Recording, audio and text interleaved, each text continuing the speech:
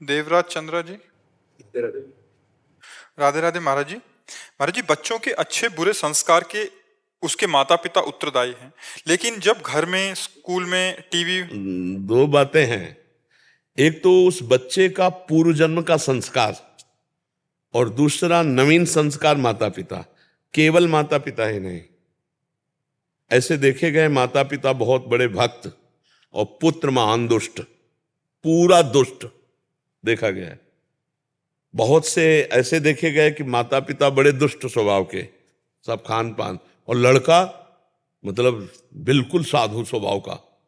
तो कई विपरीतताएं देखी जाती हैं। इसलिए हमने बोला कि पूर्व जन्म का संस्कार और माता पिता का शिक्षण, ये संस्कारों में आता है। पूर्व जन्म का संस्कार बहुत जोर का होता है, बहुत जोर का होता है। तो माता पिता का बहुत प्रयास होने पर भी यदि सफलता ना प्राप्त हो तो उसे पूर्व संस्कार समझना चाहिए। और माता पिता अगर प्रयास करें तो कुछ नवीन संस्कारों में परिवर्तन दे सकते हैं, पूर्व संस्कारों में नहीं। पूर्व संस्कार धूर्त या उज्जवल दोनों प्रकार के होते हैं, कुमति या सुमति के। अगर कुमति के हुए तो लाख कोशिश कर लो, आप परिवर्तन नहीं कर सकते। और सुमति के हुए तो थोड़ा सा सहारा देने पर भी वो आगे बढ़ता चला जाएगा। तो क्या कहना चाहते हैं आप? हमें कितना, कहाँ तक प्रयास करना चाहिए?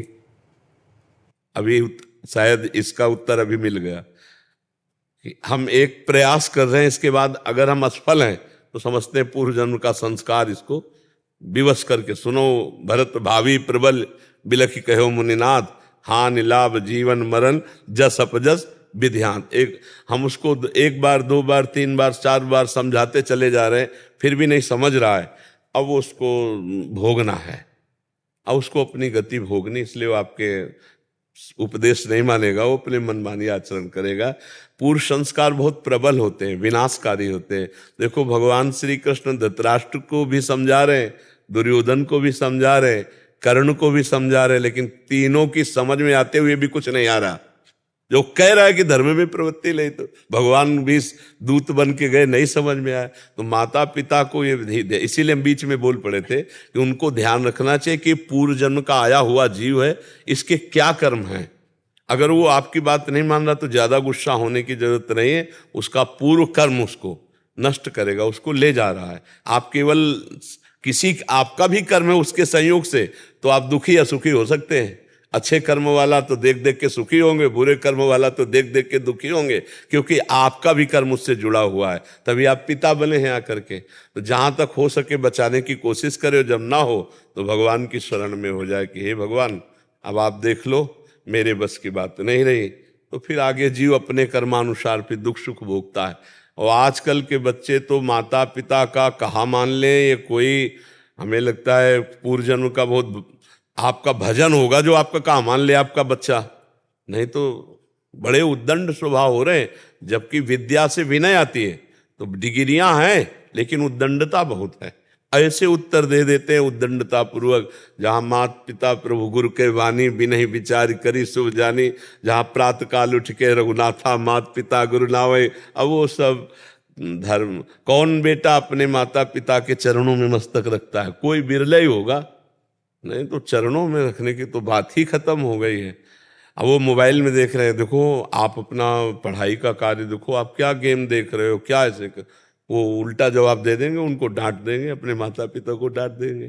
तनिक भी दया नहीं उसके अंदर अपने पिता के प्रति, केवल अपनी वासना की पूर्ति के लिए। और वो बेचारे बूढ़े माता पिता ऐसे, तो बहुत, तो आजकल अगर बच्चा अपने माता पिता की बात मान जाए तो हमें लगता है बहुत तपस्या रही है माता पिता की, जो बच्चा मान जाए। नहीं तो बहुत ही उद्दंडता बच्चों में आ गई है। पढ़ाई जहां विनम्रता आनी चाहिए, विनयम विद्या विनयम ददाति, वहां उद्दंडता जागृत हो रही। बड़े बुजुर्गों की बात ना मानना, और संतों महात्माओं की बात ना मानना, शास्त्र की बात ना मानना।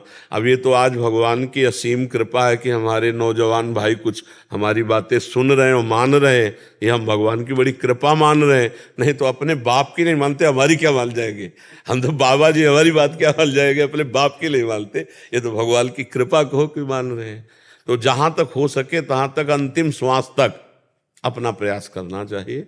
फिर जब हार हाथ में आ जाए तो समझना चाहिए इसका प्रारब्ध भोग यही है। प्रयास तो हमने बहुत किया, माता पिता प्रयास ही कर सकते, इसके आगे नहीं कर सकते। माहौल भी घर में ऐसे ही रहता है महाराज जी कि मोबाइल हो कि स्कूल भी हो तो हर जगह भोगवाद ही सिखाया जाए। बच्चों को अच्छे स्कूल में भी डाले हैं, वहां भी भोगना भोग ही सिखा रहे हैं। हमको ये लगता है हमारा जो परिश्रम है वो व्यर्थ जा रहा है। क्योंकि देखो, आधुनिक पढ़ाई में तो प्रवीण आपको मिल जाएंगे, लेकिन अध्यात्म शून्य मिलेंगे। टीचर भी बहुत से ऐसे हैं जो अध्यात्म शून्य वासनाओं के कीड़े हैं। खुल जाती है तो पकड़ में आ जाता है कि वहां का प्रिंसिपल पकड़ा गया, वहां का मास्टर पकड़ा गया। क्यों? बड़े प्रवीण हैं लौकिक विद्या में, लेकिन अध्यात्म विद्या ही काम क्रोध आदि को वश में कर सकती है, लौकिकी विद्या थोड़ी कर सकती है। ये आधुनिक पढ़ाई काम क्रोध आदि को बढ़ावा दे सकती है, लेकिन उसको शासन में लेने के लिए अध्यात्म विद्या चाहिए। बाहरी शत्रु को हम बाहर गोली से मार सकते हैं, लेकिन आंतरिक शत्रु को अध्यात्म से ही मार सकते हैं। तो आजकल के टीचर अध्यात्म विहीन जो हैं, उनसे संभावना नहीं है कि बच्चों के संस्कार या अच्छे चरित्र की नहीं संभावना है। जो अध्यात्म से जुड़े हुए टीचर हैं वही हमारे बच्चों को, जिनको अध्यात्म का शास्त्र का ज्ञान ही नहीं है, तो फिर वो ब्रह्मचर्य एक बहुत बड़ी नींव है। चाहे गृहस्थ में जाना हो या अध्यात्म में चलना हो, दोनों मार्ग के लिए ब्रह्मचर्य जरूरी है। तो ऐसे गंदे आचरण सिखाने वाली पढ़ाई, गंदे आचरण सिखाने वाले डॉक्टर, हमारे बच्चों की नवीन पीढ़ी बहुत बुरी तरह गिरती चली जा रही। कई ऐसे जैसे हस्तक्रिया आदि ऐसे शिकार हो रहे नए नए बच्चे, जिनसे वो परमार्थ विहीन हो रहे, और खुल करके तो अब चलने ही लगा बॉयफ्रेंड गर्लफ्रेंड, ये सब चलने लगा। इससे क्या होगा? वैसे ही इंद्रिय और मन काबू में नहीं थे, अब ये और छूट हो गई कि तुम जहां राजी हो, तुम राजी हो तो तुम्हें कोई बोल नहीं सकता। इतने पढ़े लिखे बुद्धिमान बच्चे और ऐसे मार्गों में जा रहे हैं कि अगर उनको रोकना चाहो तो आप रोक नहीं सकते। अच्छा, रोकने के लिए यही सब है? अच्छा, अपने तो हाथ जोड़ के समझा सकते हैं, तो जो मदांध बच्चे हैं वो ये भाषा थोड़ी समझते हैं। अब माता पिता हर समय बच्चे के साथ थोड़ी है। अब बच्चे स्कूल जा रहे हैं, पैसा ले रहे फीस के लिए या स्कूल के लिए, और मनमानी इधर उधर। तो हमें लगता है कि अगर माता पिता प्रयास करें और गुरु टीचर प्रयास करें और उनको वातावरण थोड़ा आध्यात्मिक मिले तो ही बदल सकते हैं, अन्यथा नहीं। महाराज जी, एक निवेदन है आपसे। गोस्वामी जी लिखे हैं, मात पिता बालकन बुला। उधर आजकल तो पिता नहीं पिवा साधन शंकर बाबा, जिनके यह आचरण भवानी के जानो निश्चल संप्राणी। हाँ, पर बदला जा सकता है, अध्यात्म से बदला जा सकता है। घोर व्यभिचारी वैश्यागामी हिंसक भी महात्मा बन गए, संतों के संग से बल गए, नहीं बल गए। तो हमें निराश तो होना नहीं है, अंतिम श्वास तक बदलने का प्रयास करना है। आप पूछ रहे थे कि कहाँ तक? अंतिम श्वास तक। जब तक हमारा जीवन है हम प्रयास करते रहेंगे, और बच्चा ना सुधरे भगवान जाने और बच्चे का कर्म जाने, पर पिता हैं तो अंतिम श्वास तक उसे बचाने की कोशिश करेंगे, अंतिम श्वास तक उसका सहयोग करेंगे। वो भले गाली दे के चला जाए, पर हमको खबर मिलेगी तो हम उसका सहयोग ही करेंगे। ऐसा माता पिता का भाव होना चाहिए। और फिर अगर वो नहीं तो फिर उसका प्रारब्ध भोग हो तो भोगना ही पड़ेगा जी।